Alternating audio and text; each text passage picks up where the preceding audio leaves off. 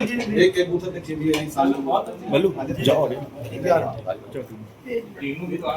तीनों हमारे मंडल महामंत्री हैं। श्रीवास्तव जो पंचायत समाज के हमारे राजू हमारे अध्यक्ष हैं जी पंचायत समाज हो जाए तक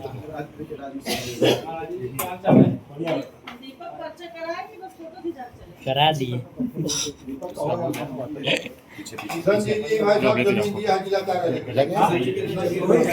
हो गया ले लिया मैं चाचा हो गया भेज देंगे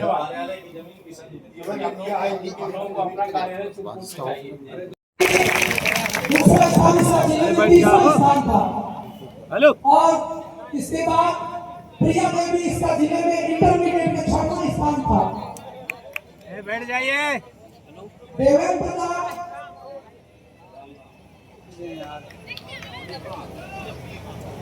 नहीं मानोगे पागल है यार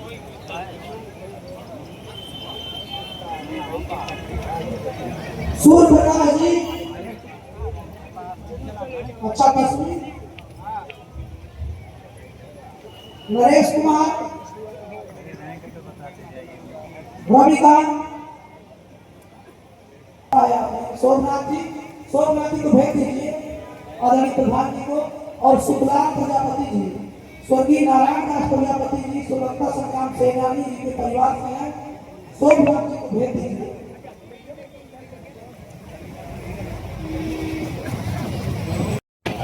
अभी मैं नहीं कर पाया, मैंने पहले हाथ का दर्शन किया, भगवान का ठीक है। तो अभी दर्शन करने के लिए जाना है और जो भी आगे बढ़ने के लिए आगे बढ़ना चाहते वो आगे बढ़े।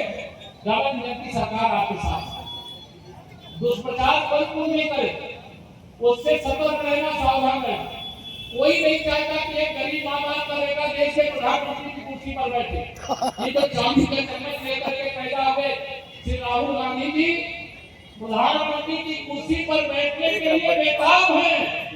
जैसे पानी के लिए मछली तड़पती है, वैसे श्री राहुल गांधी देश के प्रधानमंत्री बनने के लिए तड़प रहे हैं। और श्री अखिलेश यादव जी को तो 1 लाख के 80 सपने का सीधे रात में देखा होगा। वो कहते 2027 में मुख्यमंत्री बनेंगे। मैंने कहा श्री अखिलेश जी अभी 2047 तक आपको नंबर नहीं, क्योंकि जब तक देश को विकसित भारत बना देंगे, विकसित उत्तर प्रदेश नहीं बना देंगे, गरीब को अमीर नहीं बना देंगे, हर बेरोजगार को रोजगार नहीं बना देंगे, जहाँ कोई अभाव है बेघर के कोई घर नहीं किसी के पास, तो घर देने का काम करेंगे। उनको तो जरूरी सुविधाओं को सुविधाएं देने का काम करेंगे। हर क्षेत्र में आगे बढ़ाने का काम कांग्रेस नहीं कर सकती, सपा नहीं कर सकती, बसपा नहीं कर सकती, बिहार में राष्ट्रीय जनता नहीं कर सकता। इनका लक्ष्य रहता है, एक प्रधानमंत्री राजीव गांधी जी थे, वो संसद में खड़े होकर के कहते थे कि हम दिल्ली से 1 रुपया भेजते हैं तो 15 पैसा पहुंचता जिसके पास भेजते।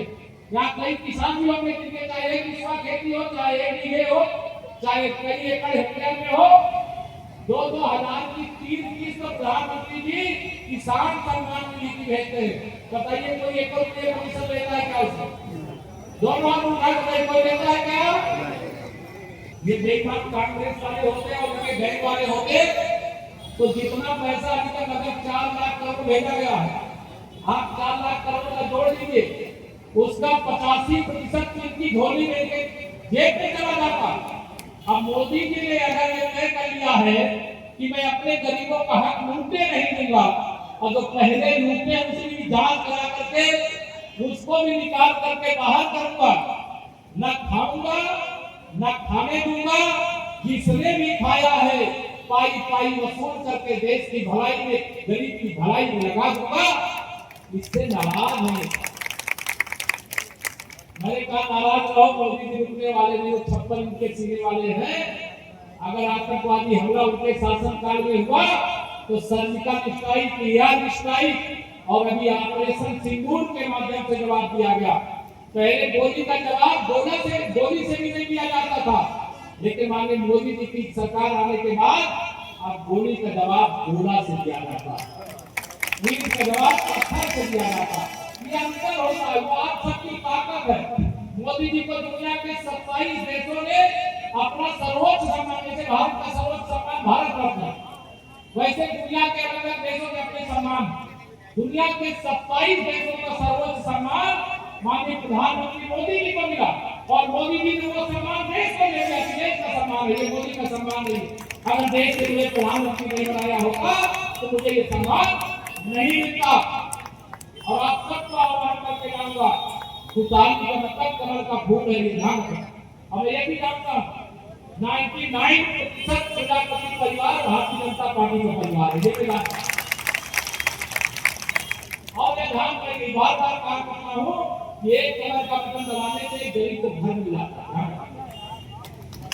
और एक साइकिल के बटन दबाने से कोई अपने घर से निकले वो वापस जा पाएगा कि नहीं जा पाएगा, इस प्रकार का खतरा खड़ा हो जाता। हमें गुंडागर्दी, अपराध, माफिया, दंगाई नहीं चाहिए, हमें सुरक्षा चाहिए, हमें विकास चाहिए, हमें सुशासन चाहिए। उसके लिए आप सबका आशीर्वाद चाहिए। आज के दिन इतना ही करेंगे, इतना ही निवेदन करके देता हूँ अपनी बाड़ी को विराम। जरा दोनों हाथ मिला करके बोलिए जय जय श्री राम।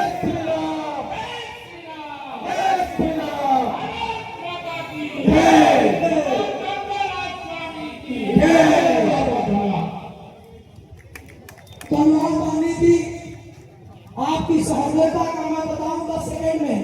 27 तारीख को मेरे माता बहन है, सबको मेरा सादर प्रणाम है, जय श्री राम है। मेरे पत्रकार मित्रों, सबसे पहले तो प्रदेश अध्यक्ष के रूप में वो तो बना लेंगे जो डॉक्टर मनोज प्रजापति जी ने यहाँ पर मांग रखी है, मैं यहाँ एक लाइन में आपको बताऊंगा जो उन्होंने मांगे रखी है, कोई भी नाजायज मांग नहीं, जायज। मैं आपके बीच में आया हूँ, आप सब जानते हैं।